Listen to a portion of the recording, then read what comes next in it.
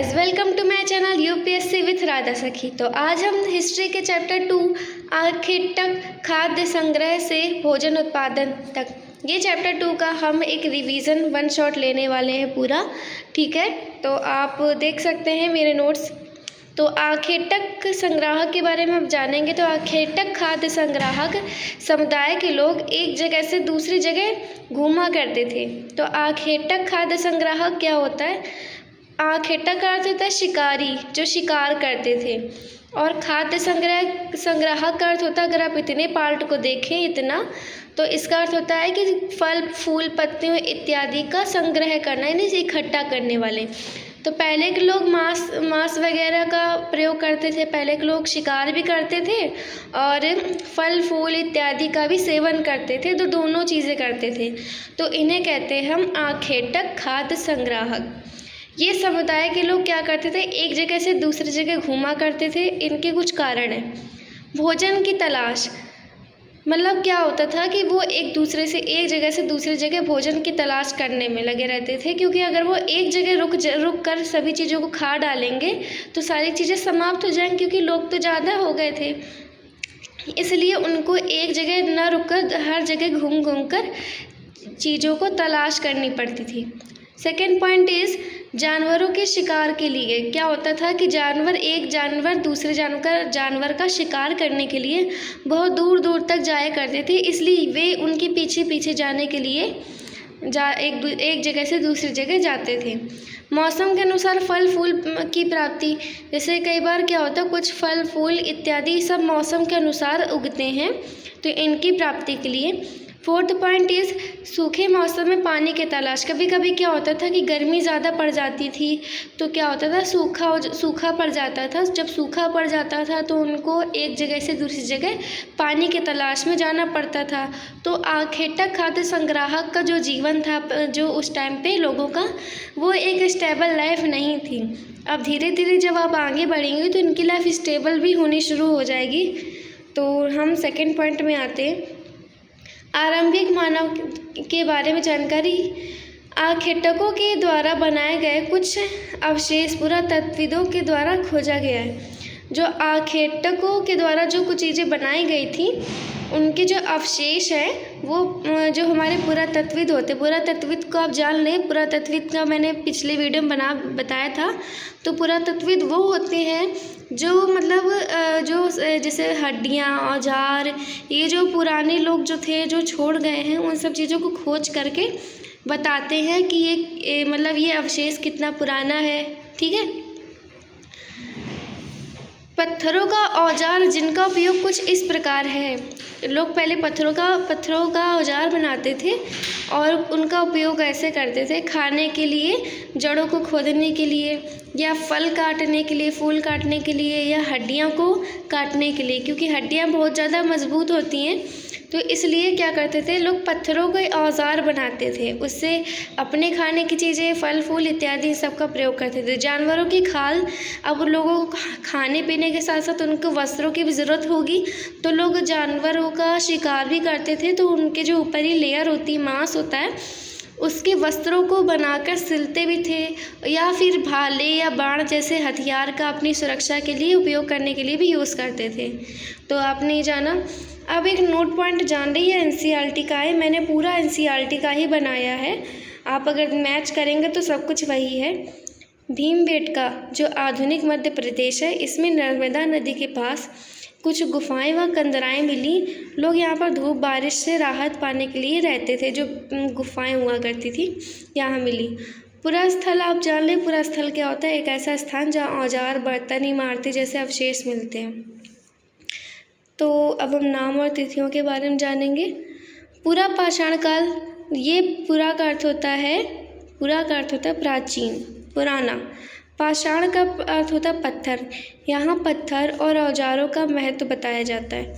सबसे पहला और लंबा युग पुरा पाषाण काल है। ये लंबे समय तक लोग इन्हीं पत्थरों के बीच में ही रहे हैं, बड़े पत्थर के हथियार बनाते रहे हैं, तो इसलिए ये पाषाण सबसे बड़ा रहा है, इसमें बड़े बड़े पत्थर बने हैं। इसका समय 20 लाख वर्ष पहले से 12,000 साल तक था। इसका जो विभाजन है इसे 3 भागों में बांटा गया। पहले आरंभिक, फिर मध्य, फिर उत्तर पूरा पाषाण युग। ठीक है, फिर दूसरा युग पूरा पाषाण युग काल के बाद एक दूसरा युग चालू हुआ मध्य पाषाण युग। इंग्लिश में से मीज़ोलिथिक कहते हैं। इसका नाम माइक्रोलिथिक भी है क्योंकि इसमें जो है वो छोटे छोटे पत्थरों के और नुकीले पत्थरों के अवशेष पाए गए हैं। पूरा पाषाण के ख़त्म होने के बाद का युग है ये। आप कंफ्यूज मत हो जाना कि इसका जो विभाजन आरंभिक मध्य, तो आप ये मान लें नहीं, ये पूरा पाषाण, ये मध्य पाषाण अलग है। पूरा पाषाण के ख़त्म होने के बाद ही ये चालू हुआ है। इसका समय 12,000 साल पहले से लेकर 10,000 साल तक था। इसका विशेषता ये है कि इस साल में पर्यावरण में बदलाव आए। पहले बहुत ज़्यादा कड़ाके की ठंड पड़ती थी, तो अब आगे वीडियो में जानेंगे वे कि लोग पहले ज़मीन में खोदकर घर बनाकर रहते थे ठंड के कारण। फिर धीरे धीरे इस वाले युग में क्या हुआ कि ठंड से थोड़ा थोड़ा क्लाइमेट चेंज हुआ, गर्मपन आया क्लाइमेट में। तो क्या हुआ कि जो पालतू जानवर थे, घास खाने वाले जानवर थे, उनकी जो समुदाय है वो ज़्यादा बढ़ गई। और यहीं से क्या हुआ कि लोग पशुपालन भी शुरू कर दिए। अब आप बिल्कुल वीडियो के एंड में आ गए हैं। नव पाषाण युग, ये तीसरा युग है। इसकी समय की शुरुआत 10,000 पहले से हुई और ये बहुत जल्दी ख़त्म हो गया। इसकी एंडिंग पॉइंट बिल्कुल कंफर्म नहीं है क्योंकि हर जगह की हिस्ट्री अलग है और हर जगह का नव पाषाण युग का काल भी ख़त्म होने का भी अलग अलग है। लेकिन इसकी जो मेन शुरुआत है वो 10,000 पहले से हुई है। इंग्लिश में से न्यूलिथिक एज भी कहते हैं। लोगों ने पेड़ पौधे उगाना, उन्हें पकाकर खाना, बीज भी उनके संग्रह करना शुरू कर दिए। धीरे धीरे लोगों को और भी चीज़ें ज़रूरत पड़ गई। पहले लोग आखेटक खाद्य संग्राहक भी थे, आपने जैसे आगे वीडियो में पढ़ा। लेकिन अब यहाँ पे जब धीरे धीरे नवपाषाण युग आया और भी चीज़ें हुई, तो लोगों को पेड़ पौधे उगाना शुरू किया।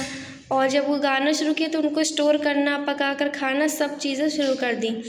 अब आपने पहले पढ़ा कि मध्य पाषाण काल में पर्यावरणीय बदलाव आए। ठीक है, तो उस कारण क्या हुआ कि जो जानवर थे, पालतू जानवर, उनका समुदाय बढ़ने लगा, तो जानवरों को पालना भी शुरू कर दिया। जानवरों से न दूध मिलता था, मांस मिलता था। लोगों ने स्थायी होना शुरू कर दिया। जैसे बुर्ज होम में आपको ये कि देखो आप, ये इम्पॉर्टेंट पॉइंट है। जहाँ इम्पॉर्टेंट पॉइंट है मैं आपको बताते जा रही हूँ। कुछ जगह मैंने बता भी दिया है, जैसे ये नोट पॉइंट था, ये आपको यूपीएससी के एग्ज़ाम में काम आ सकता है, या आ भी सकता है। और कुछ चीज़ें आप, इम्पॉर्टेंट चीज़ें आप देखते रहा करिए। जैसे बुर्ज होम, वर्तमान कश्मीर के लोग गड्ढे के घर बनाते थे। ठीक है, लोग जो थे वर्तमान कश्मीर है, इसे बुर्ज होम कहते थे। कश्मीर में ये बुर्ज होम है। तो यहाँ के लोग गड्ढे के घर बनाते थे, जैसे मैंने आपको बताया। तो आप तो अभी भी वहाँ पर सर्दी पड़ती है, लेकिन तो जिन्हें गर्तवास कहते हैं। गर्तवास का अर्थ क्या होता है? जो ज़मीन के अंदर गड्ढे बनाकर घर बनाते थे, उसी में रहते थे, जो ठंडे में रहने के काम आता था। मेहरगढ़ में, दूसरा पॉइंट है, मेहरगढ़ में हमें लोगों के द्वारा चौकोर या आयताकार घरों का अवशेष मिला। साथ ही पहले के लोग मृतक के बाद के जीवन के लिए कुछ सामान एवं बकरे रखे हुए अवशेष भी मिले।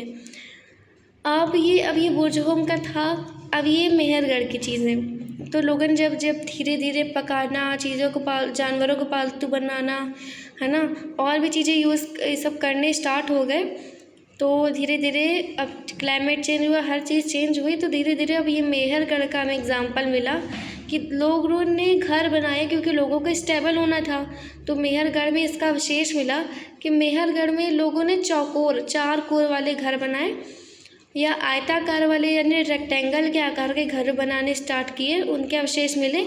और साथ ही लोग क्या करते थे कि लाइफ आफ्टर डेथ में भी विश्वास करते थे। इस कारण लोगों ने जो मरे हुए इंसान थे उनके साथ बकरे और कुछ सामान रखते थे, इसका भी अवशेष हमको मिला है। अब ये चैप्टर आपका ख़त्म हो गया है। कुछ महत्वपूर्ण तिथियाँ हैं जिन्हें आप याद कर लेना। ये एनसीईआरटी में दिया है। मध्य पाषाण युग 12,000 ईयर से 10,000 तक साल पहले। बसने की प्रक्रिया का आरंभ, जो लोगों ने बसना प्रारंभ किया, स्टेबल प्रारंभ किया, लगभग 12,000 साल पहले का है। नवपाषाण युग का आरंभ 10,000 साल पहले का था। मेहरगढ़ की बस्ती का आरंभ, जो आप मेहरगढ़ देखते सिंधु नदी के पास, ये पड़ता है लगभग 8,000 साल पहले। ठीक है, तो अगर आपको हमारा वीडियो पसंद आया हो तो आप लाइक, सब्सक्राइब और शेयर ज़रूर करें, और आपको कमेंट में ज़रूर बताएं कि आपको अगला वीडियो किस चैप्टर का चाहिए, हिस्ट्री ज्योग्राफी का, क्योंकि अभी मैं हिस्ट्री ज्योग्राफी का दे रही हूँ। ठीक है, अगर आपको पॉलिटी का भी चाहिए तो आप ज़रूर बताएं, मैं ज़रूर स्टार्ट करूँगी। Thanks for your watching, bye.